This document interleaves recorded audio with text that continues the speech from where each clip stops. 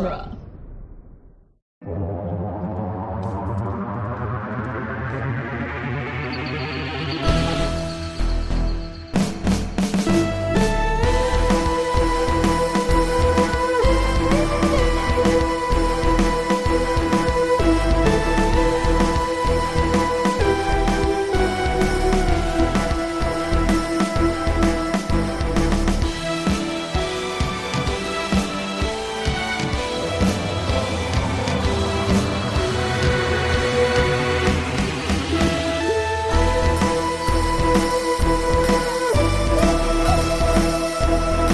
Doctor Who, The Long Way Round, the weekly podcast where we review, discuss, and recap every episode of Doctor Who, one doctor at a time. I'm Nick Jimenez. I'm Cassandra Fredrickson. And I'm Scott Corelli. And today on the show, we'll be discussing The Ambassadors of Death, the third Doctor's third story. And what a story it is, guys. We should preface, we will only be discussing the first three parts today, and then we'll be discussing the back half on another episode, because this is it's a long one. 7-parter. It's a 7, but like the Harry Potter series, The Ambassadors of Death is a story told in 7 parts. So yeah, a little bit of background on this episode. So first of all, it is directed by Michael Ferguson, who is a really great Doctor Who director. He directed The War Machines with the first Doctor.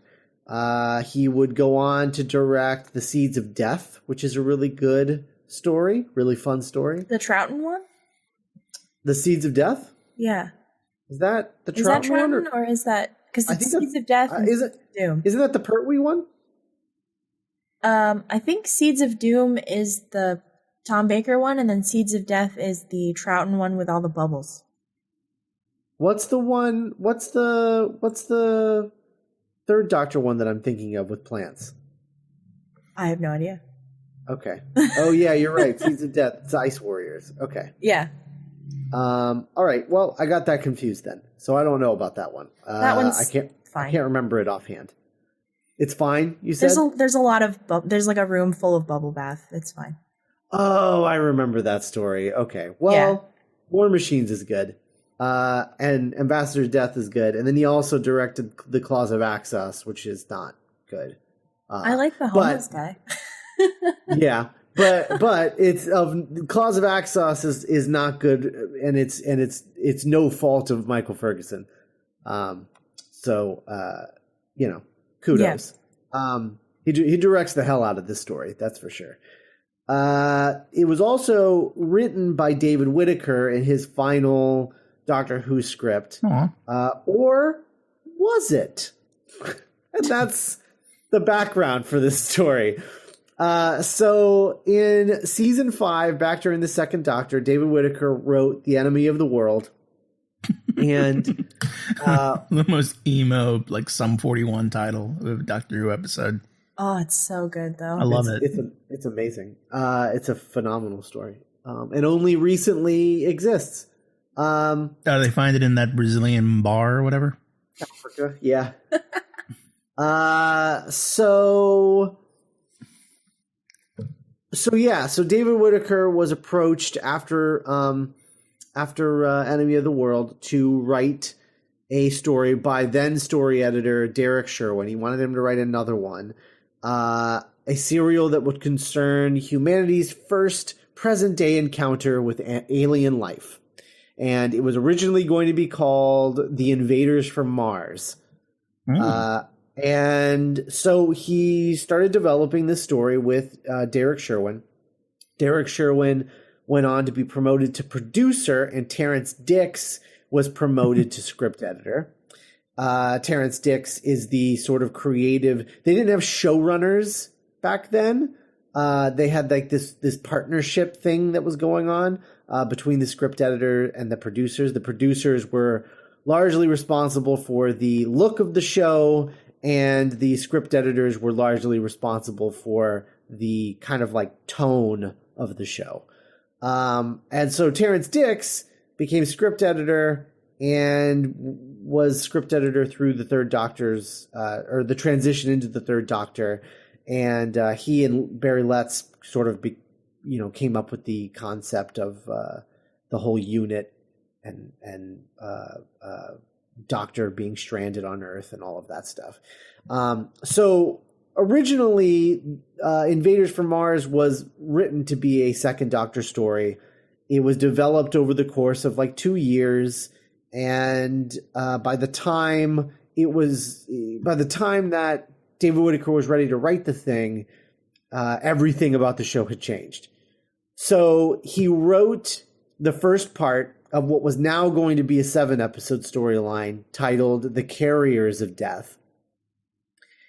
And basically no one involved with the show was happy with the script because he was still writing the second Doctor. Essentially, he used a lot of, he used the Brigadier, he used Liz Shaw, he used Unit, but it didn't feel like a Third Doctor era story. So they gave it to the first assistant script editor, and he rewrote the script for the first episode, and they gave it back to him, and they were like, this is what we actually want. So then they met with him, and he wrote 2 more parts that they weren't super happy with, and ultimately he was so frustrated that he just quit. And so he did not write anything past the third story. And at that point, Trevor Ray, he was the assistant script editor that rewrote episode 1. Trying to find who it was. Oh, Malcolm Hulk, Hulk. I'm not Silurians, sure. Right? Right. Yeah. The guy who wrote the Silurians, he actually came in and rewrote everything after episode 1. So he rewrote episodes 2 through 3 and wrote episodes 4 through 7 from scratch. So, but as a result of this coming like very, late in the game, the contract was already signed that David Whittaker would get sole credit for these stories. And so that was not able to change because they didn't have the same kind of like guild laws and stuff in England. So despite not having anything to do other than his basic outline, not having anything to do with episodes 4 through 7, he still retains script credit for those stories, but they were actually written by Malcolm Hulk. And the majority of these were written by Malcolm Hulk. And as a result, Whittaker actually hates this story. Understandably so, since it's not really what he wanted. But, I also see it from the perspective of everybody, Terrence Dix and Barry Letts, because he wasn't writing what they wanted. And the perspective of it being good. Right. Well, I mean, but the thing is, it is good, but we don't know how good or bad his story was before that, because Whittaker's a great writer. Right. Definitely. It's just not what they were wanting it to be. So, that's neither here nor there. So, so that's what's going on with that. The other bit, let's see here. Do we have any news, Scott, on the Doctor Who front? No, I'm still talking about the background of this Ambassadors of Death thing. Okay. I have not moved on. There was one other thing that was important in this. Don't remember what it was. The only other thing that I thought was like a neat little bit of trivia was that the Recovery 7 set that they built was a really expensive set, and the only way that they could get it approved is by convincing another show to also need it. That's amazing. So the 2 shows split the cost of the set. The other show was called Doom Watch, and they used it for an episode called Re-Entry Forbidden. And so they split the cost of the set between the 2 series in order to get the set approved by the BBC office. I was really hoping it was going to be like Faulty Towers or something. That would have been amazing. So that's it for Ambassadors of Death. Well, okay, actually, that was the other thing, and I was looking in the wrong place for it. The other thing is that the Ambassadors of Death is one of the stories. It was completely shot on videotapes, and the videotapes were all wiped clean. And so this story technically doesn't exist. Technically. What does exist, and the reason why this story is in such poor quality, is that while they would air the episodes, they would film the video with 16 millimeter cameras that shot in black and white. And so what existed was 16 millimeter black and white recordings of the episode airing on the BBC. And so they took those 16 millimeter recordings and colored them manually. And then release those on the DVD, and that's why they look the way they look. Yeah, it's I mean, the episode kind of looks like B-roll from the Texas Chainsaw Massacre at times. Right, exactly, and that's the reason is because it's very shoddily put together, unfortunately. Mm-hmm. But yeah, Doctor Who news. There is some. It's pretty big news. Well, we have a title for the Christmas special. That's pretty much it. The return of Dr. Mysterio. And we talked a little bit about last week about how young Justin Chatwin of the Invisible and Dragon Ball Evolution fame was playing a superhero, and we actually got a promotional image released of him as said superhero. Right. And he looks amazing. Yeah. He looks like Bible Man. Bible Man. Is Bible Man? It looks not great. I presume that's on purpose. You have to believe that a show that has had such beautiful production design over the years. I mean, I think about like the Fisher King and like just everything that, yeah, it has to be that it looks like a Fox Kids pilot, like somewhat intentionally. Yeah. It looks like, is it Ultraman? What was the character in Jingle All the Way? Oh, Turbo Man. Turbo Man. Turbo Man. Only he has a G on his chest. It's really confusing because the episode is called Return of Dr. Mysterio, and this guy has a G on his chest, and we don't know. I would have presumed by the title that he was going to be Dr. Mysterio, but obviously not. Oh, see, I think Dr. Mysterio is going to be the antagonist of whoever Justin Chatwin is playing. Right. Yeah. So the Doctor? Yes, the Doctor is has the bad guy. Yeah, he has another nom de guerre, and it's Dr. Mysterio. Oh, that'd be cool. No, I didn't even put that part together.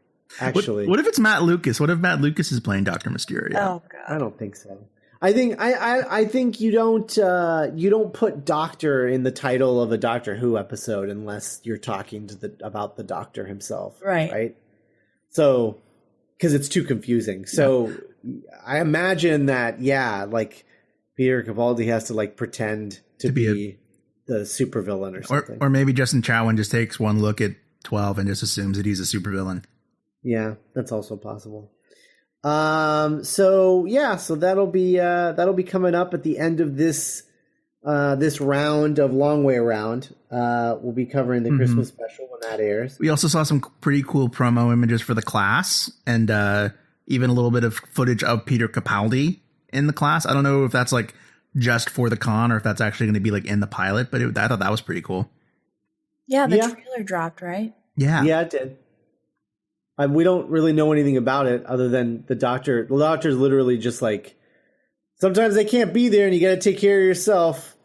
So and like he just kind of shrugs. Yeah. He just sort of shrugs, and that's it. That's all the trailer is. Interesting. Okay. It's a bunch of people. It's a bunch of quick shots of people looking away from the camera and then looking toward the camera, and then it cuts to another person doing the same thing from a different angle. Right. It's not a good trailer. It's really generic, which is shocking to me considering it premieres in like 2 weeks. You would think that they would have put together a trailer that actually told you what the show was about. Right. Whatever. I assume it's because they premiered it technically in America. That's probably why it's so generic. Oh. Because they know that America has a long time to wait. Right. Before it actually premieres. Maybe they're hoping that people are so starved for Doctor Who that they'll just like snap up whatever content they can get. Yeah. And it's something to be said that this actually looks a bit more YA than children's section than Sarah Jane Adventures did. Like I think I think most Whovians kind of took one look at Sarah Jane Adventures and maybe even someone unjustifiably so. I know I did this and was like, oh, this is so clearly not for me. Yeah, it was definitely not for us. Yeah, I tried watching that show. It's a kid show. Yeah, totally. And class looks. Sorry, this is off topic. Did you see the episode of Sarah Jane? That's the only episode I saw was with Matt Smith and what's her name? The girl who plays Jo. Yeah, that's the only one that I've seen. Yeah, I've seen that one, and I've seen the 2-parter with David Tennant. Mm-hmm. Oh yeah. Yeah, but I mean, yeah, it's a kid show. I mean, they're fine. Those were entertaining enough, but yeah, it's still a kid show. And not even a kid show in the way that like Legend of Korra or like Gravity Falls is a kid show, but more like Phineas and Ferb. Well, even that. Yeah, I like Phineas and Ferb a lot. So anyway, but yeah, this seems to be more in a tone like Buffy or something. It feels like a very like somewhere right between Sarah Jane and Torchwood. Okay, that's cool. Mm-hmm. That's kind of what the tone feels like. Or do you guys remember those shows that were there in the Disney Channel in like the late 90s, like So Weird and yeah, kind of like that. Oh, see, I didn't pick up on that. That's a kid show to me. Oh man, So Weird used to freak me out when I was a kid. This is not a kid show. That was a Saturday morning show. That's not what this feels like. I always remember it being on like Friday nights. Yeah, late afternoons. Yeah, but it was still not a primetime show, was it? It was like 5.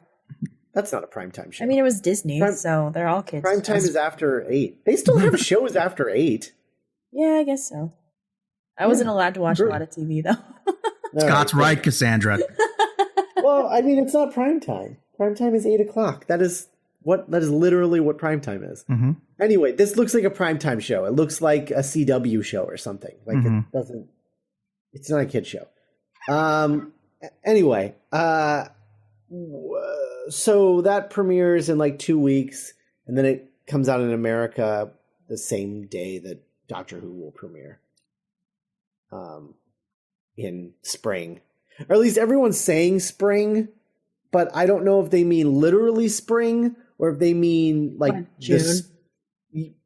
No. Well, God, I hope not. That's no. I mean, like spring semester is January. You know? Oh, yeah. Okay. And like a lot of times where they're like, yeah, fall TV, spring TV.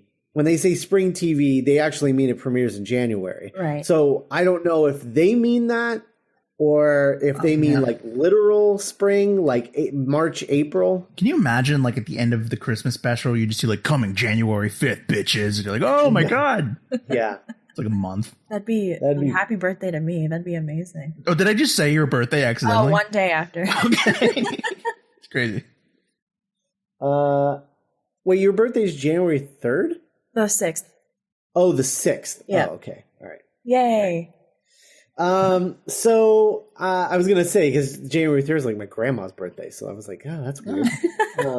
Anyway, yeah. So I don't know. We're gonna figure out what we'll do for that. We're definitely gonna cover the Christmas special. But I don't know when we'll cover Class. If we'll do it when it premieres in England, or if we'll wait until it premieres in America. I don't know. We'll see. So yeah, I mean, if it just gets like insane buzz, we might have to like check it out early. But if it's just like, we'll see. Yeah, we'll see. I mean, there's kind of no point in doing it early because the majority of our listeners, I'm fairly certain, are on our side of the pond. Because from what I I just pictured a really great like daytime talk show with Amy Pond called Our Side of the Pond. That's amazing. from what I like from the listeners that I've had feedback from, all I've ever heard is from American American and Canadian listeners. The few times that I've gotten feedback from British listeners, it's hasn't been in a long time, and I can't imagine that we don't annoy them. I remember the last time I heard people talk about this show from England. They were complaining that I was pronouncing omega instead of omega. Omega. They say it omega? Yeah, like oh my god. Isn't that how they pronounce it? Yes. Yeah, it is, right? Yeah. Omega. Oh, Yeah, okay. so- Okay. When you say it with an accent, I guess it kind of makes sense. Exactly. And that's what my argument is that no, the word is omega. You're just pronouncing it with an English accent. Yeah, Right, can you imagine yeah. how like we would sound like the most obnoxious people ever if we said Right. Vincent Van Gogh. Right. It's like the people who go to Spain and they're like, actually, it's pronounced Barcelona. Right. And Yeah. it's with like, the no, list. it's not. Not without a Spanish accent. It's Right, not. yeah. Stop it. And sometimes it's all right. I mean, like I don't go to New York and say Houston Street. It's Houston, but like What? that's different. Wait, is it? Are you serious? Yeah. If you're not talking about the city, it's Houston. What? If you say Houston, it sounds weird. Oh my god. That's bizarre. Whoa. I But just it's like learned people something. who pronounce Louisville, Louisville. Yeah. Or, yeah, well, you pronounce it Louisville, but you spell it that way also. Sure. Yeah. Yeah. But if you heard someone say When people say Louisville Sluggers, like that's not... yeah. Wait, what? A New Yorker said Louisville. And Yeah. It's Louisville. Oh. it's Louisville. I'm Yeah. learning all kinds of things today. Right. Yeah. There was that whole Elizabethtown exchange about the pronunciation of Louisville. Or the really great part in Creed where Tessa Thompson teaches Adonis about John. Oh yeah, right. So anyway, Words. fun with pronunciation and accents. Mhm. So yeah, that's that. So anyway, I don't think we have a lot of British listeners, so I don't know how much of a point there would be in covering Class before it premieres. Which is That's what weird. I'm Which saying. is weird because I feel like Back to the Future we actually have quite a few. We do, but Back to the Future is an American thing, so we know what we're talking about, or at least we sound like we know what we're talking about. Mm. Whereas this, we're automatically dismissed because we're American. Right. Just offhanded. Just offhand. Sure. I mean, I wouldn't listen to a podcast about Breaking Bad from people from like Glasgow. I would. That'd be awesome. If you could understand what they were saying. Or even Canada. That'd be adorable. Because because Canada would just be like the whole time they'd just be like, I don't understand. Why doesn't he just go and get it? Right, get yeah. the cancer treatment. Why does it cost him any money? Why are you doing this? Yeah. What's the big deal? Yeah. You're letting this man die. You don't have to sell the drugs. It's $200. I'll give you the $200. Oh, Jesus Christ. Somebody help him. His poor family. Anyway, we have strayed way off topic. Oh man. So let's talk about the Ambassadors of Death Part 1. Mm-hmm. So the thing that I love more than anything about the Ambassadors of Death, and there's many things to love, but the biggest thing to love is that you get the introduction like we always do. We cut to an astronaut, some sort, in a shuttle talking to space control. And he is in line to sort of meet up with a Mars probe. He's about 7 minutes out. And so he's talking back and forth with the with the space control guy, and they're talking about what's been going on. And this Mars probe landed about 7 or 8 months ago, and there hasn't been any communication whatsoever. And then about 7 months ago, it took off from Mars. And they don't know who's on the ship, who survived, because they can't talk to any of the astronauts that went with the probe. And so they're like, yeah, I mean, there's got to be someone alive because the Mars probe took off from Mars. And the astronaut says, well, something took off from Mars. And then smash cut, the ambassadors of death. Yeah, I'm about it. I like it a lot. Oh my God, it was so good. And they continue that through the whole story. Yeah, I kind of wish they would keep doing it. It kind of almost reminds me of what James Bond movies do, where, you see the classic like scope kill thing. Right. Then you have the cold open, but then you have the theme song. Yeah. Also, this could just be the sound quality, but was there like a special sound effect whenever it would tell you what part of Ambassadors of Death there was? Because I thought I heard like a ka-ching whenever it would go like episode 1 or episode 2. And it was just really cool. It might have. It didn't stick out to me, but it might have. Mm-hmm. Yeah, I don't know. Yeah, I like that. I wish they would do that again. Oh, so good though. So then we cut to the Doctor, and he is in a room where the TARDIS console is. He has dragged it out of the TARDIS and is working on it in just like an open room. And I have to say, looking at the TARDIS control room, just like in a regular room, I would kind of dig the idea of the interior of a TARDIS looking like a house at some point. Oh, just like a living room? Yeah. That'd be cool. Wouldn't it be kind of cool? It's like a different kind of TARDIS. Like it's like they just like live in a house. Yeah, but it's got a TARDIS console in the middle of the room. When you say that, the first thing that comes to my mind is Seven in his like little easy chair in the movie, like reading the time machine.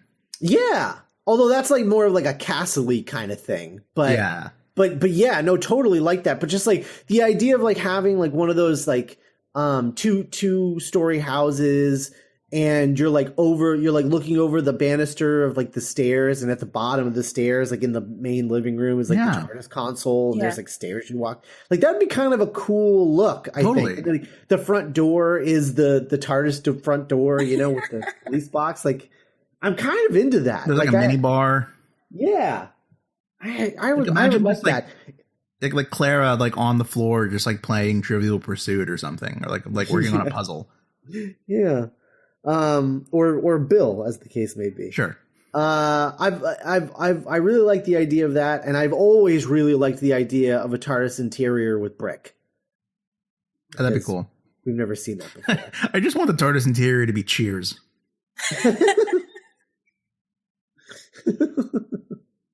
Including all of the cast members. Yeah, the entire cast of Cheers. Rhea Perlman, Kelsey Grammer. Yeah, Woody Harrelson. Kelsey Grammer. Yeah, they're all just there. Doctor. So he's working on the console, and Liz comes in and is like, "What are you doing?"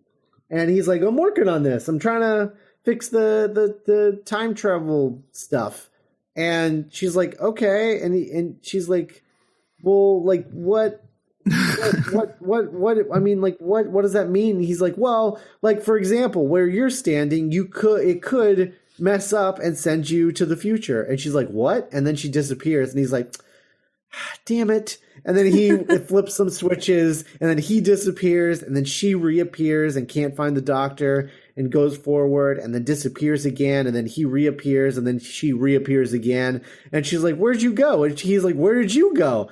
And just, general fun with time travel. But essentially what happens is that he sent her like 15 seconds into the future, not unlike Doc Brown does to Einstein at the Twin Pines Mall.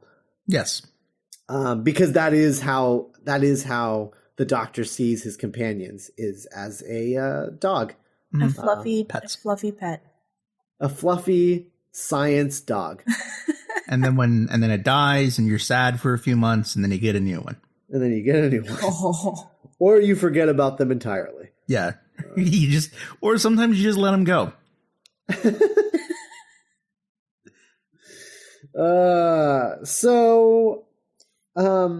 So that's happening, and then we go back to space control, where the recovery ship called Recovery 7 finds the Mars probe and starts to dock with it.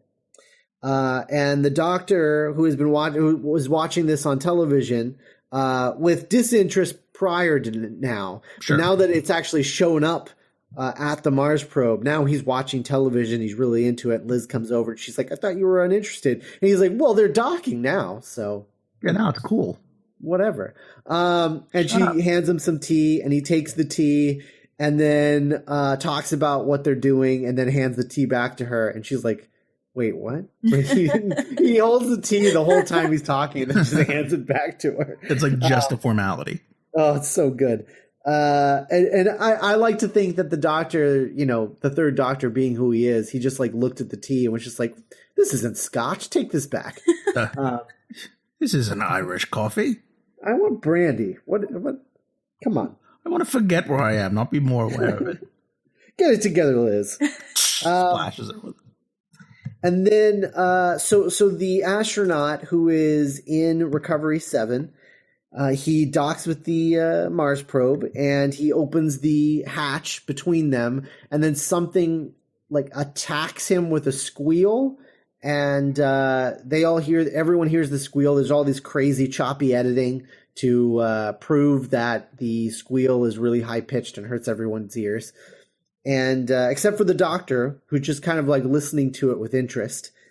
And then they're all like scrambling to figure out what that was, what happened to the astronaut, because he's not communicating with them anymore. Just like the people who went with the Mars probe, which, can I just say, isn't the whole point of a probe that no one is on the probe? Yeah. Yes, Basically. that's absolutely what a probe is. Okay, so the fact that there's a crew on this probe just makes it a shuttle, not a probe, right? Yes. Okay, all right. Whatever you say, Doctor Who. So the probe crew stopped communicating with them, and now so has the Recovery 7 pilot. Yes. Who went out by himself, which seems not safe. But I think there was whatever. only one guy in there, like in the recovery craft, and then there's two in the probe. Right, that's what I was saying. Oh, okay. I was saying there was a crew on the probe, but only one guy in the recovery ship. Which is just backwards. the pilot. Right. So they can't get any they can't get a message from the guy, so they're like, okay, and they all start freaking out. The doctor is like, "I got to get down there." And so he gets down there and he tells them, he barges inside without ID and everything, proper identification. He's really mad at the Brigadier for blowing up the Silurians in the previous story. And so he's kind of blowing him off. And he walks straight up to the space control dude. And he's like, I need complete access to a computer, and I need silence, and I need to work on this to figure out what this message is. And the guy's like, "Can somebody get this guy out of here? What is he babbling about?" And he's like, "Oh my God, I don't have time for this. You just give me a computer and let me figure out what this message is." He's like, "What message?" And he's like, "The squealy thing. It was a message." And he's like, "Why do you think it's a message?" He's like, "Because it's going to repeat itself." And then it does. And he's like, "See?" He's like, "But how does that make it a message?" He's like, "Because we didn't respond to the first one. So of course you don't respond to a message, you're going to get a repeat of the message. Are you an idiot?" And the guy's just like, "Oh my God, get this guy out of here." Yeah, Pertwee is really sassy this whole story. Yeah. It's pretty great. And then Brigadier takes the doctor aside, and he's like, "Okay, look, I know this guy's not as smart as you are, but you have to understand, he's never met you before. He doesn't know how smart you are like I do. It's like, so if you could just give the guy a little respect, I'm sure something could be worked out." And so then the doctor kind of just rolls his eyes like, "Okay." He's like, "I'm sorry for calling you an idiot. You are, but that's neither here nor there. I need this computer. I'm going to send a message back. I just need to figure out who is sending it. I need to figure out what the message says. And the guy goes, okay, well, if it's a message, who is sending the message? And the doctor's just like, head desk. How am I supposed to know who's sending the message if I don't know what the message says? Use your brain. Right. It's like, I'm sorry. Just give me the computer so that I can respond. And the squeal goes off again. And the guy's like, okay, so obviously you're right about this message thing. And he's like, I was right. However, that wasn't repeating itself again. That was a completely different message. And the guy's like, what? And he's like, yeah, that's coming from somewhere else. So then they try, the doctor and Liz and the brigadier try to triangulate where the message was coming from. And they figure out that it's coming from London. It's coming from inside the house, essentially. So once they figure that out, the doctor's like, okay, I need a map of London so that I can triangulate this and we can figure out exactly where this message was coming from. And the space control guy is like, you're funny. Like that thing that you were using. I mean, it's like got a planet of Earth. It's got a planet of the galaxy, the moon. It can do all of these things, but it doesn't have a map of London because why would we ever need that? And he's just like, you're all idiots. I hate this planet. I need to get off of this planet as soon as possible. And then the brigadier comes back in and he's like, yeah, we used some radio triangulation to localize where the message was coming from. And it turns out that it's coming from an abandoned warehouse about 7 miles from here. Cut to the most amazing music you've ever heard played over 2 big jeeps full of soldiers pulling up on an abandoned warehouse. It's just flutes. I love this episode score. Oh my god! All of it. I forgot the name of the band that did "Hurry Up, We're Dreaming." M83. I want M83 to like remix this whole score. It's amazing. It's so chill.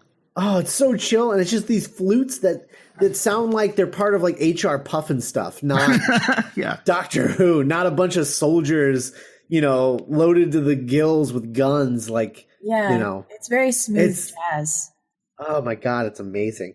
So they all pull up, and these imagine how much more bearable the Transformers movies would be if there was just like a smooth kind of like ethereal techno score playing. Instead of like fantastic. Instead of like Steven Jablonsky rubbing his hands against like keys. Yeah. So they all pull up, and then there's these guys all working together. They have their own radio gear, and they're doing their own they're doing their own thing with this whole squealy message, whatever. We don't know what their deal is, but they're the ones who sent the message. Somebody sees that unit has arrived, and their leader guy is like, well, that was fast. Why don't you go down there and stop them from coming up here? And then what follows is what is the classic Doctor Who equivalent of a John Wick gunfight, as unit and these guys fight each other for like 5 straight minutes. It was incredible. Yeah. It was the dopest thing I've ever seen in Doctor Who. So like just people are getting unit soldiers oh my gosh. And like Brigadier Lethbridge Stewart just puts in work. Like just not fearing death, like taking human lives. It's amazing. There's this shot of him where he's like taking cover and he has his gun, but he stands up straight to shoot it, and then he crouches back down. Yeah, just stands up fully erect, like just not fearing death, and just boom. The way that he fires a gun is like when you're playing a fighting game and your character's secret special power is that they pull out a gun and shoot the other person. Yeah. And they'll be like in that fighting stance, and then they just suddenly stand upright, pull out a gun, aim it perfectly, fire straight, put the gun away, and then get back into a fighting stance. Yeah, we should say that this is a very formal, polite, like civil gunfight. Like, Yeah. It's very like everyone's very chill, very like now I'm sitting down, but like humans are dying. Like I think it's the most sudden, most violent loss of life that I've ever seen in a Doctor Who story. Yet somehow it's still not as like weirdly violent as that other story we covered where it was like not fun. Yeah. What story was that? Oh, Attack of the Cybermen. Yeah, where it was like weirdly bloody. Yeah. Yeah. This is, I mean, it's 100% kids in an abandoned warehouse playing like cops and bad guys. Yeah. And it's awesome. Except shot like nothing you've really ever seen on Doctor Who before. Yeah, it's weird. It's really not Doctor Who, but it works. I like it. Very modern the way that it's shot. Honestly, like when I say it's the classic Who equivalent of John Wick, like I'm not saying that facetiously. Like Sure. it's a lot of like following these dudes. Like you're following a unit guy into one of these guys, and he like clotheslines him, gets grabbed by another dude, shoots him, and then gets taken out by another guy. Right. Like it's, yeah. and it'll all be in like one shot, and it's really dynamically done, Like and it's crazy. yeah, there is legit choreography. Oh yeah. You know what, and again, I'm not being facetious, but there's a trailer for the new Ben Wheatley movie, called like Crossfire or something. Have you seen the movie that's like a 2-hour gunfight? It is a feature-length gunfight with like Brie Larson and homeboy from Prometheus, Logan Marshall Green, I think his name is. Right, and Army Hammer, and it's set in the 70s, and it literally looks like this. Yeah, That's amazing. And it's like it almost makes you want Ben Wheatley to direct another episode of Doctor Who, but have it hopefully be better than Into the Dalek. I forgot he did that one. Yeah, remember when Deep Breath was like really good, and then just Into the Dalek was just stupid bad for some reason. Yeah, but at the time, I was the only one who liked Deep Breath that much. No, I liked it. And at the time, you guys were both like kind of indifferent. Like, Let's go back to the tape. I'm hesitant. We'll see. I don't know.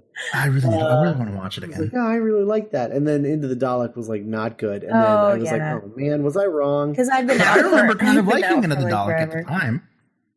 Yeah, I think you liked it the most out of the three of us. Yeah. Mm-hmm. I think while we were talking about it, you were like, "Oh, that wasn't good." Yeah. Oh, and Into the Dalek. Yeah. Yeah.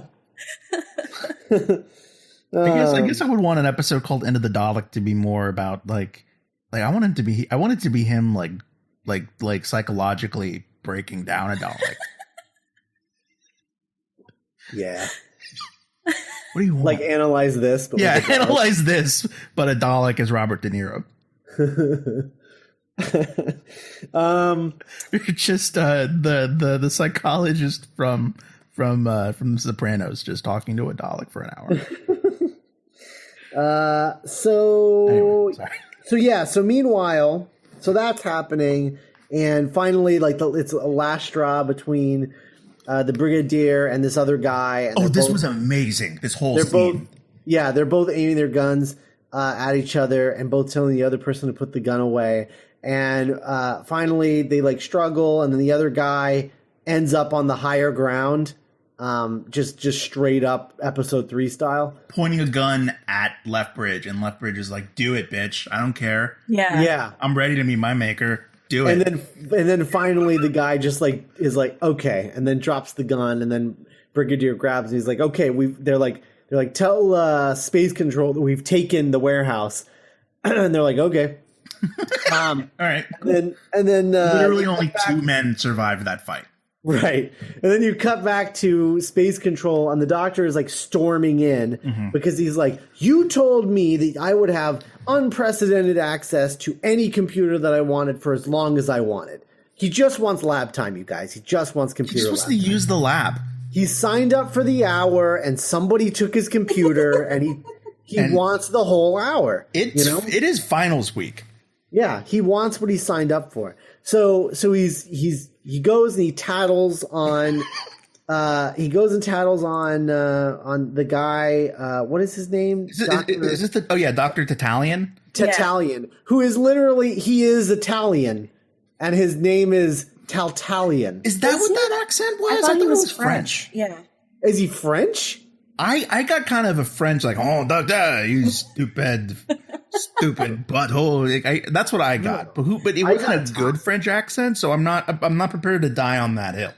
See, I got bad Italian accent. Okay. I think it's just supposed to be like vaguely other European accent. Yeah, the fact that we're arguing about it kind of speaks to the quality of the accent. True. Because there is a pretty huge difference between an Italian accent and a French accent. He looks super Italian. He does. I think that's probably part of why I think that it's Italian. Also his name is Dr. Taltalian. Yeah. It's not a very French. And also he looks like he's been subsisting on mainly pasta for the past 30 years. Right. This guy's Italian. What should we call him? Italian. This doctor that the doctor tattles on he's Italian. What should we call him? Italian. So the doctor tattles on him and is like, yeah, this guy won't let me have my computer, and so I signed up yesterday. Yeah, so the director of the space control. He calls up Dr. Taltalian and he's like, dude, just give him his computer. And Dr. Taltalian is like, all right. Stupid. And then he's like, and then the total professor. the director's like satisfied, and the doctor's like, yes, I am. And he storms back off. Just with a flash of his cape. And then as soon as he storms off, one of the director's assistants like runs up, and she's like, hey, so problem. And he's like, what? He's like, you know those solar flares that we were worried about?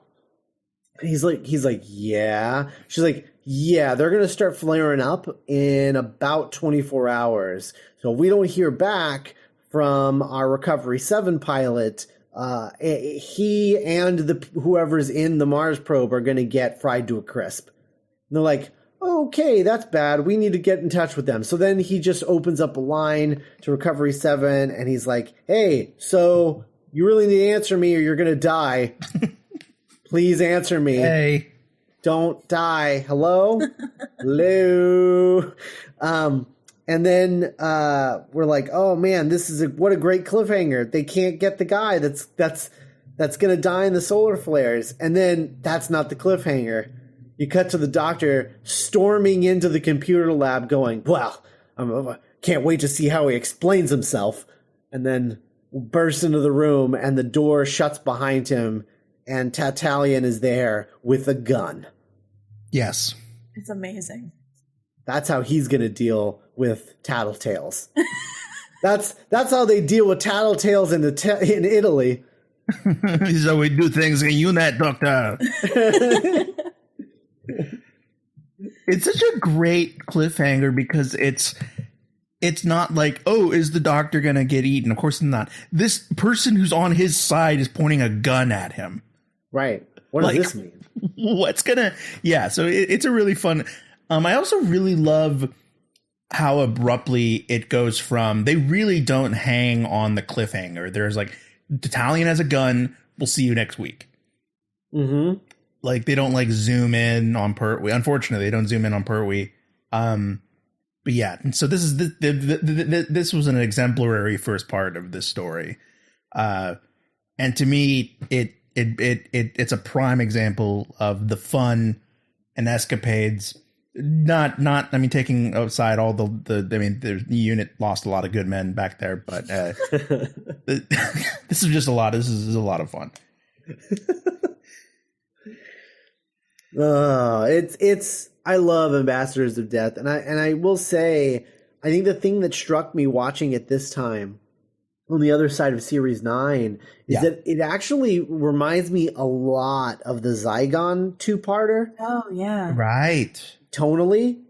Yeah. It's got a very different tone because it is fun, but it's fun in this big, like this big, like kind of, I don't even know, like it's kind of political, but it's like, yeah, it's sort of like a thriller. It's got like an Independence Day kind of vibe. Yeah. where you're Yeah. just- It's like you know what I space mean? espionage. Yeah, space espionage. Yes. Oh, by the way, I've been meaning to, we haven't brought it up. Can we talk about how that Zygon 2-parter like totally called the Brexit? Oh yeah, it did. Like, Although, well, but I mean, so did Beast Below, right? oh, totally. I mean, yeah, I mean, like just the idea of like, it's us and them. We can't trust these people because they're different. So we should just screw all of them. Like, that's what the Zygon 2-parter was like literally Oh about. yeah, I guess that's true. And then the doctor was like, no, you're all the same, you stupid. You're all good.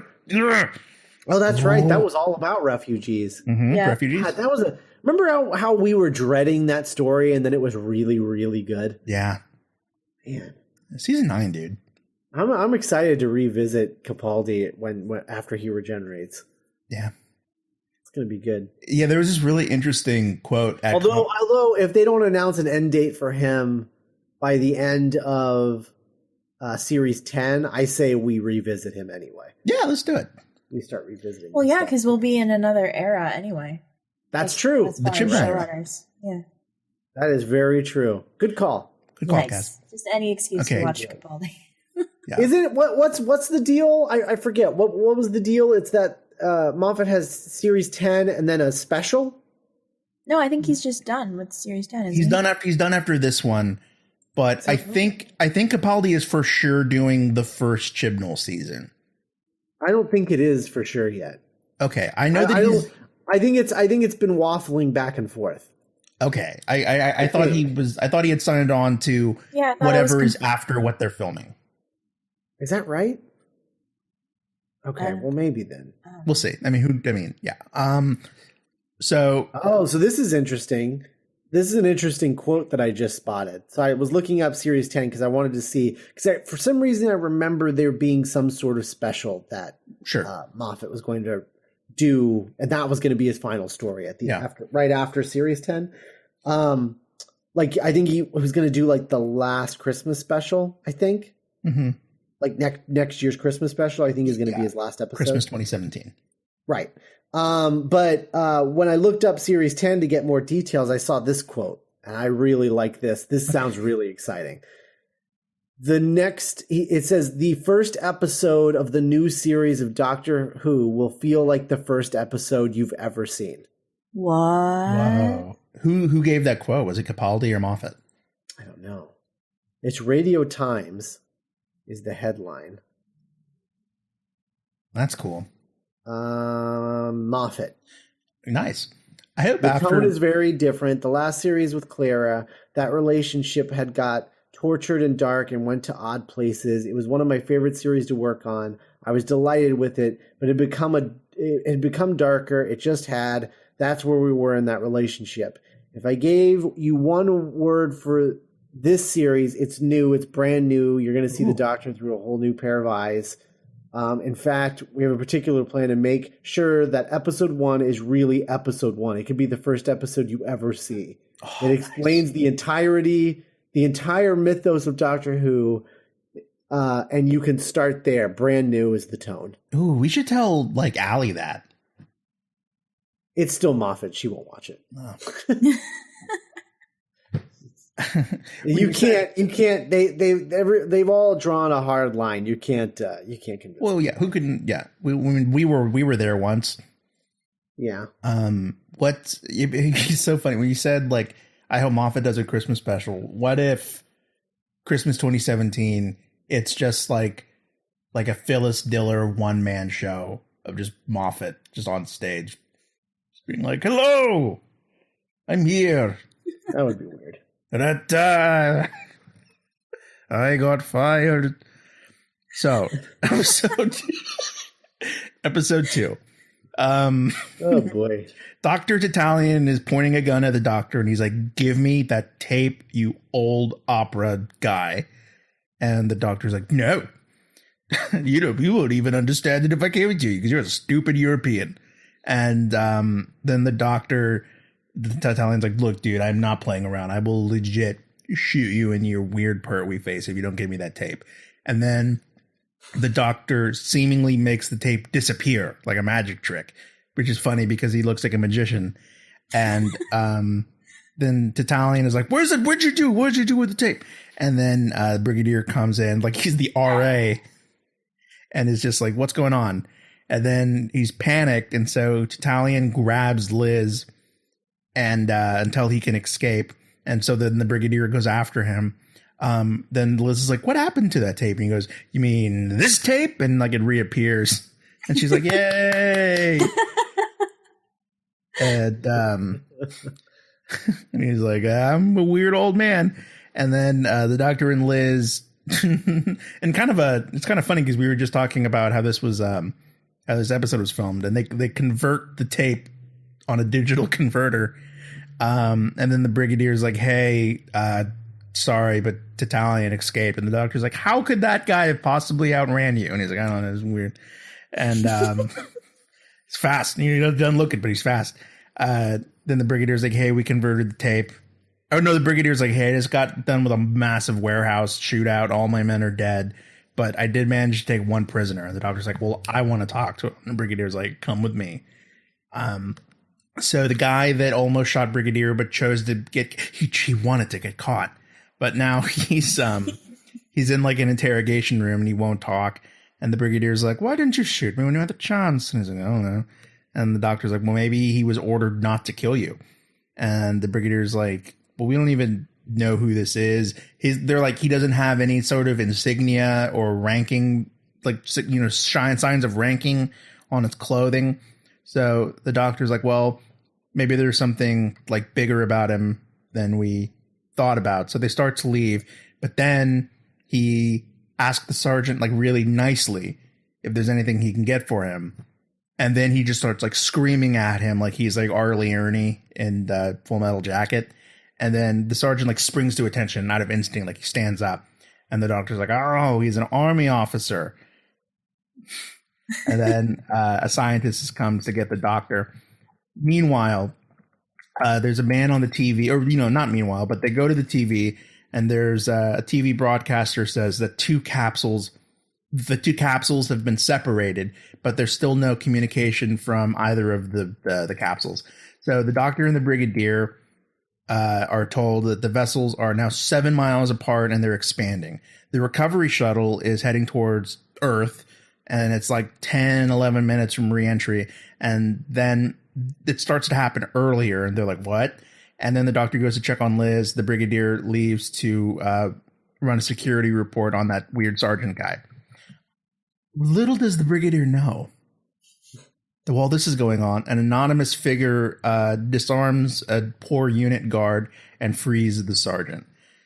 So Liz and another scientist whose name is Dobson has found no pattern on the tape.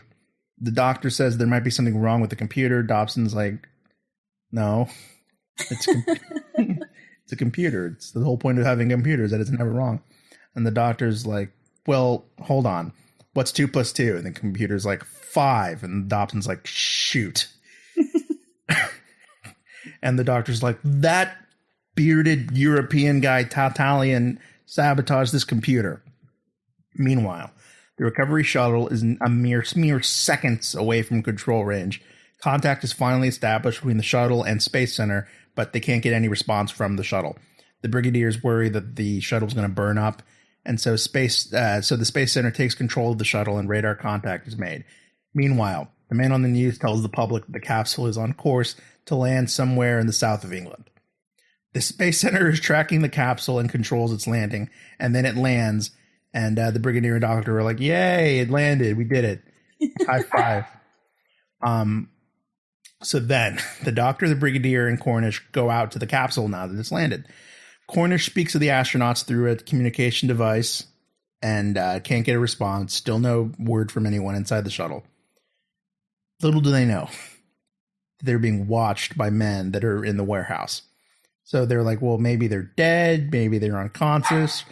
and maybe there's like a mechanism that's jamming them, right? And the Brigadier suggests that they take the capsule back to Space Center. And so the Brigadier contacts unit headquarters and orders that, hey, clear the route. We're on our way. We have the capsule. We're going to take it back. And he wants some police to accompany them so they can die. They load the capsule onto the back of a truck and head off. Okay. So I'm really excited about this next part. The Brigadier. Okay, so there's like a convoy, right? Headed back to Space Center, and they have the capsule. The Brigadier sees a helicopter coming towards them. And right away, he's like, there's not supposed to be a helicopter there. Then it starts to hover over the truck, and they start dropping smoke grenades. And just the drivers and the cops like whoa, and they have to stop, and the helicopter lands.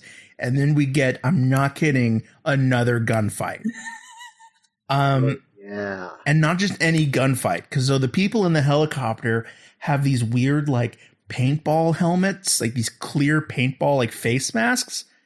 And they're like nose masks. Yeah, like they only cover the lower half of their face. It's really weird. But they're also wearing sunglasses. Yeah, and they're also wearing sunglasses, guys.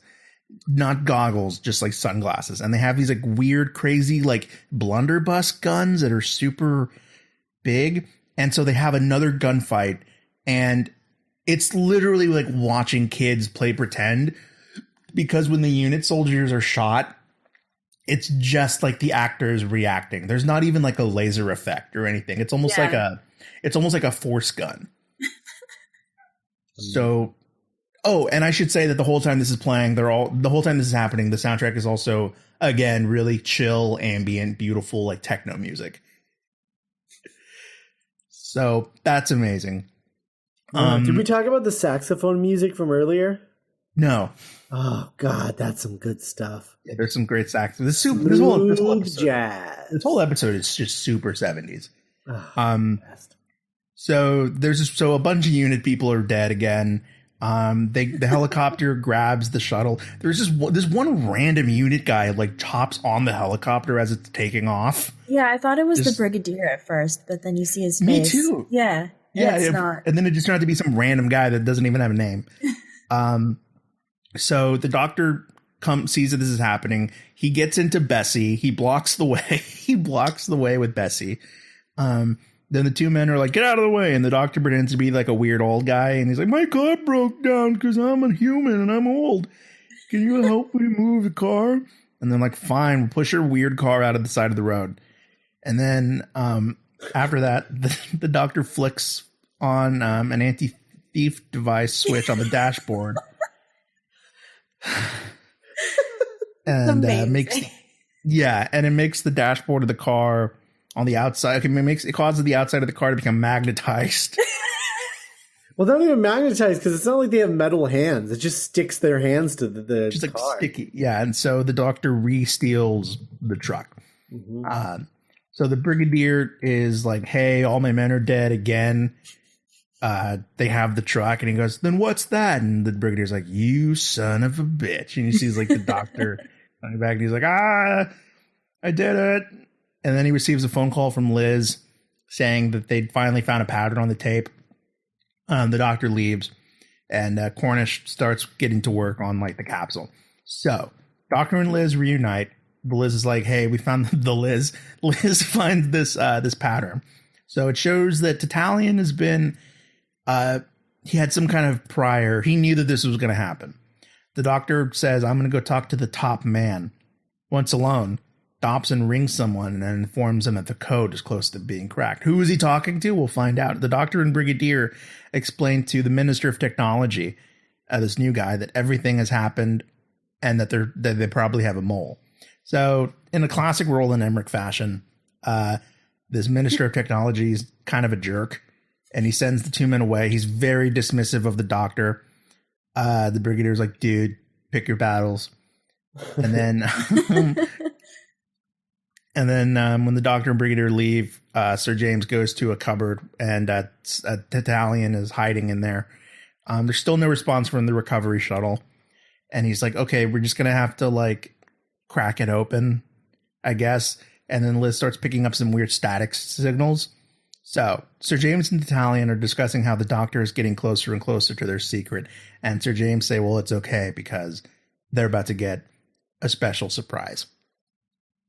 They finally hear a voice coming from the shuttle. It appears to be the voice of one of the astronauts asking for permission for re-entry. Cornish is like, hey, you're already in Space Center. And then he says he again requests for re-entry. And he keeps repeating the message again and again and again. And the doctor says, cut open the capsule. And that's the end of the episode. It's so good. That's some good stuff. We talk a lot about what we would do if we ever get a chance to write an episode of Doctor Who. Right. This episode has really inspired how I would want to direct an episode of Doctor Who. Yeah.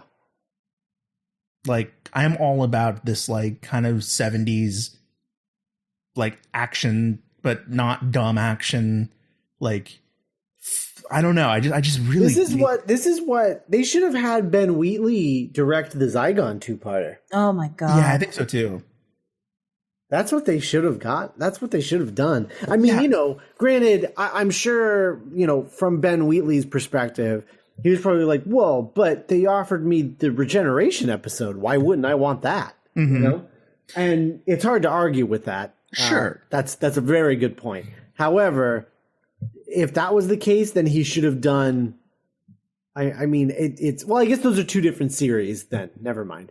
But yeah, they should have brought. I wish they could have gotten Ben Wheatley back for Series 9 to do that Zygon 2-parter because that would have been so up his alley. Yeah, because think about and I know you weren't a fan of the movie, but think about just aesthetically. Like think about High Rise. Oh no, totally. I didn't like the movie because of the script. It's not his fault. Oh, totally. Yeah, and it was just and probably the story. Like I don't get it. Mm-hmm. But his direction was impeccable. Sure, he's a good director. Yeah. So tell us about part 3. Okay, so Cassandra. Yeah. the doctor yells for them to cut open the capsule, and they open it, and it's empty.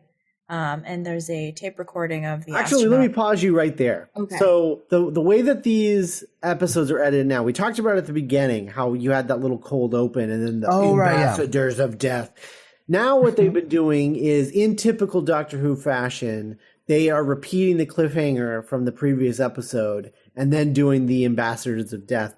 And it is so badass when the doctor says, cut open the ship.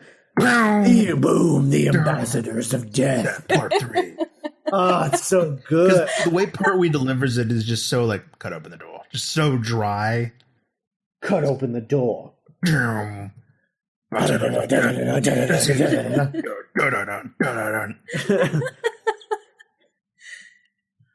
he I love the way that they build tension by doing that though. Because you've seen it before, but it's just to reiterate that that's what it ended on, and then you get the title card, and you're like, right. Oh man, it doesn't feel as repetitious as it does when they do it the other way. Yeah. Mm-hmm. And it's also I bet it would also improve their lame cliffhangers. Like with the ones where it's like the guy has a gun and it you cut to ambassadors of death and you come back and the doctor just judo chops it out of his hand. Dude, that'd be sick. Right? But when you put them together, it just looks super lame. Right. So anyway. Continue. I like that they chose to do that. So they cut open the craft and it's empty except for a tape recorder who's playing a pre-recorded message from the astronaut. And there's just tons and tons of radiation. But it's 70s radiation, so no one really knows what that means. So they just use it a lot in this episode. No one in this episode lived past the age of 50. I know. No one's wearing hazmat suits or anything. They all got super cancer after this. Super cancer. So they're like, where did they go? And this General Carrington is introduced. This guy. Sorry, I want my future son or daughter to have a stuffed animal called General Carrington. Aww. I'm General Carrington. I'm here to give you a little hug. Drop and give me a hug, and that's an order. I'm General Carrington. Oh my god. That's so creepy. Just a bear with like a little helmet. Oh. The helmet has like hearts on it. General, you have my permission to turn the keys and launch hug missiles. Mutually assured affection.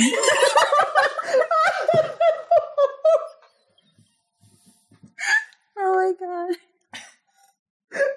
You can tell Nick, having just thought of that, was almost too excited to get it out of his mouth. Because he was like starting to lose it halfway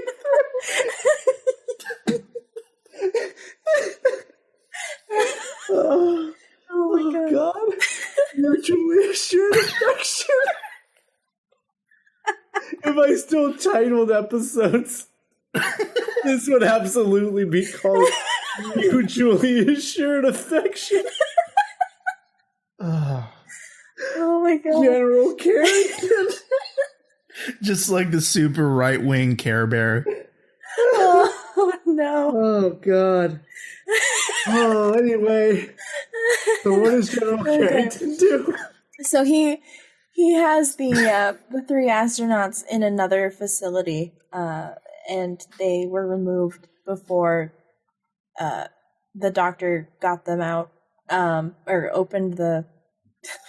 Sorry, before he cut open the capsule, and the doctor and the brigadier are like, well, something's fishy's going on. So this Sir James guy, he kind of formally introduces them to General Carrington, who is the head of the space security department, because that's the thing that you need your tax dollars going for. Isn't that what unit's for? Yeah, exactly. Yeah, like what's unit then? Like I don't get it. I guess their logic is that because this is a British, like it's like the British NASA, they need like a solely British security. Oh, right, because unit is United Nations. Yeah. Right. Okay, cool. Yeah. So they don't want any of those pesky United Nations people messing with their stuff. So the astronauts have been infected with contagious radiation, which I think sums up all of the 70s. Like everyone is. I love when Doctor Who talks about radiation, because, especially in this era, because no one knows what they're talking about. But Sir James says, he didn't want the public to become, panicky and stuff. So he had the security department acting on his behalf to keep the public unaware that this was happening. And so the doctor kind of makes a joke and everyone laughs about it. And then they're like, oh, are you satisfied, doctor? And he's just like, no. Where are the astronauts? And General Carrington's like, oh, well, I have them. They're safe. And he takes them to see the astronauts. But meanwhile, this guy named Regan is kidnapping them. And we don't see the astronauts' faces. It's very much like the two-parter, the Impossible Astronaut two-parter, in Series 6, where you just have these 3 suits that are kind of walking around and you can't see their faces. It's very creepy. It's very very Vastra Narada. Yeah. I can't imagine that this is not the inspiration for that. Ooh, that's a good point. So you have it's even got the repetitive talking thing because of the recording. Yeah. Like, him repeatedly asking for permission for reentry is not unlike somebody going, hey, who turned out all the lights? Yeah. So yeah, it's interesting.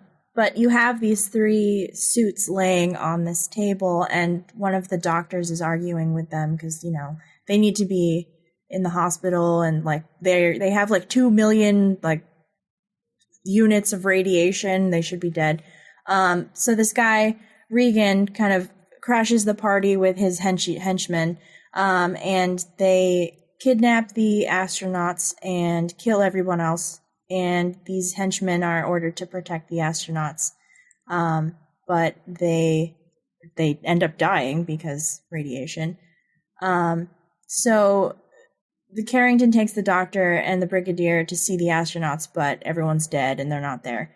And this guy, Regan, is driving this getaway van, and he disposes of his friends' bodies in a quarry, because we need a quarry because it's Doctor Who, and he like strips their, I don't know, like he like checks their pockets and then puts like a note in them, so it's like really sketchy, and like leaves like weapons and stuff.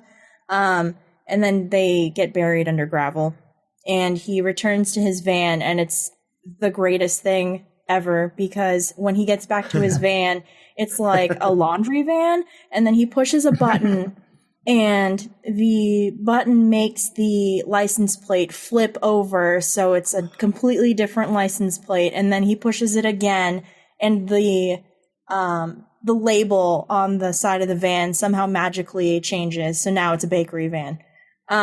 Spectacular. It's so good. And they eventually find the bodies in the quarry.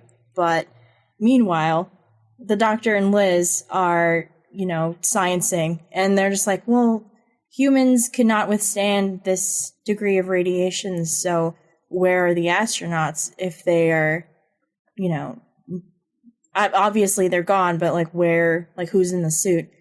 And the Doctor's like, oh, well, they're still in orbit. So they don't know what the suits are full of, but they need to track them down.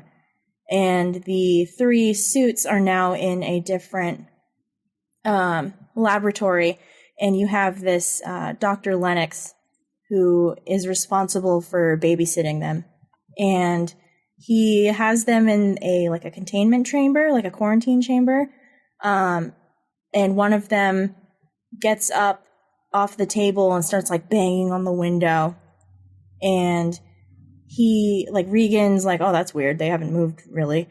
So he goes in there and he checks up on one, but he, like, falls. And the alien kind of violently throws him against the wall. And he tries to run. And Lennox runs away. But then Regan's like, oh, well, they need radiation to survive. And we've been starving them of it. So we need to, like, up the radiation dosage. And they won't be violent anymore. And Regan kind of interrogates Lennox, and he's like, oh, have you ever come across these 2? And he shows him a picture of Liz and the Doctor. And Lennox is like, oh, maybe, I don't know, why? And Regan's like, oh, well, I gotta take care of them. So the Brigadier, they get sent a message from the Brigadier that says they found 2 bodies in this quarry, and they want them to go look at them. But the Doctor is too busy doing Doctor things, so Liz decides to go on their behalf, and Liz leaves, and then the Brigadier shows up in the Doctor's lab, and the Doctor's like, wait, well, didn't you just send us a message? Why you're back early? So they realize Liz is in danger, so the Brigadier sprints out, and we get this really awesome car chase scene because Liz is driving Bessie, and there's this nondescript kind of sedan that kind of follows her, and she keeps looking over her shoulder at it because it's kind of inching closer to her, and she suddenly turns onto like another street, and it like follows her, and it's so cool. Like she's like trying to like drive away, but these guys are following her. So, and also amazing music again. Yeah. There's like a complete disconnect. It's kind of cool because it's like smooth jazz whenever there's action. I really want Bessie to come back, and I can't think of a Doctor I'd want driving her more than 12. Mm-hmm. With his sunglasses. That'd be sick. Sonic So Liz kind of gets to a like a trap. They have another car that's like cutting her off. So instead of staying in the car and like backing up like a normal person, she gets out of the car and runs. And they come to this like this power plant, like this water dam. And she is running in these like knee-high go-go boots, and it's like the most 70s thing I think I've ever seen.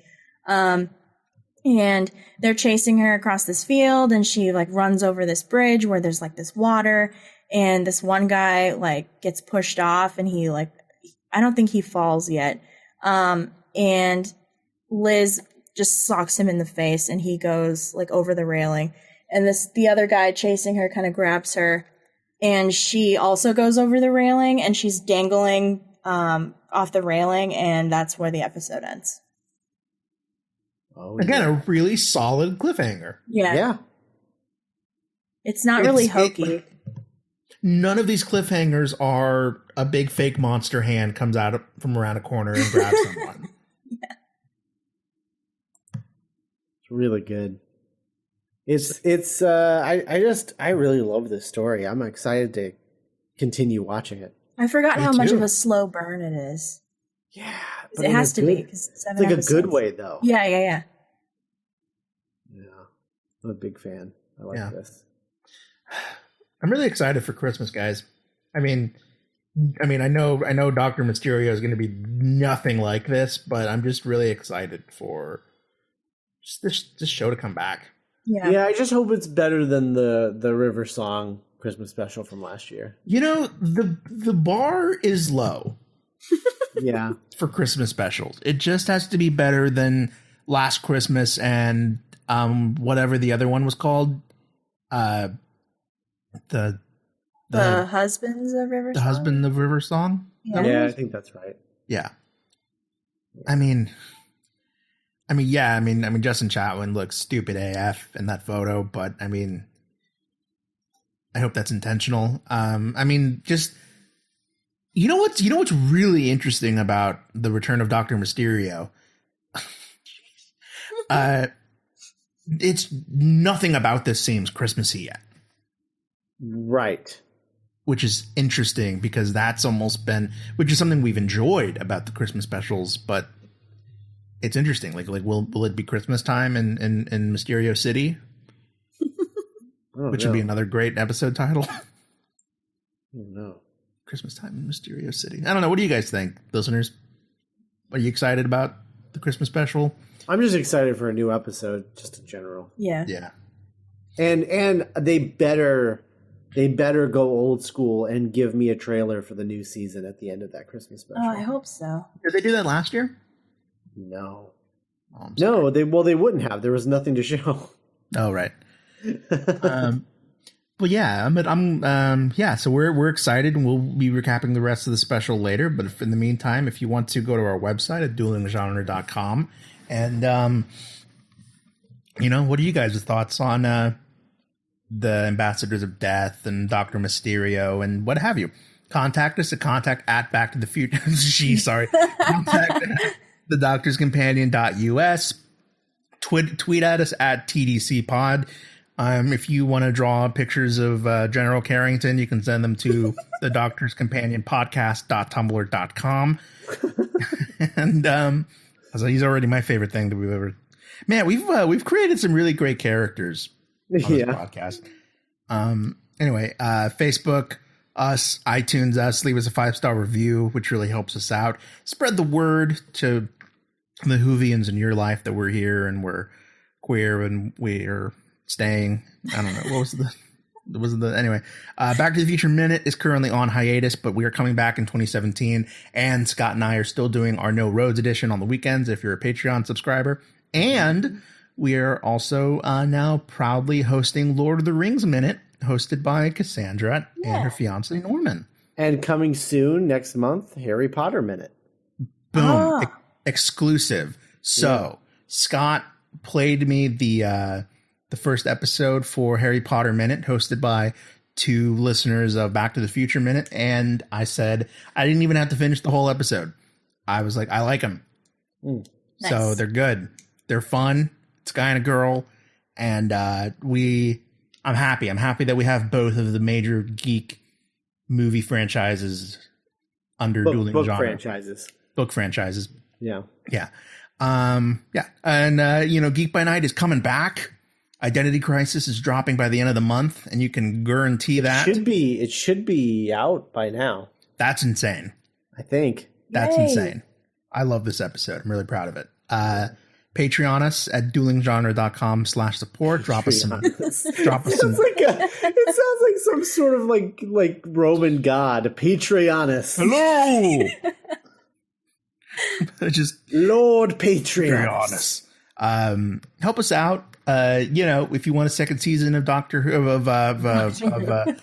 of Geek by Night, we have a lot of fun stuff planned. You can go to duelinggenre.com/support and drop in a couple bucks or $5. It gets all kinds of fun bonus podcasts and stuff.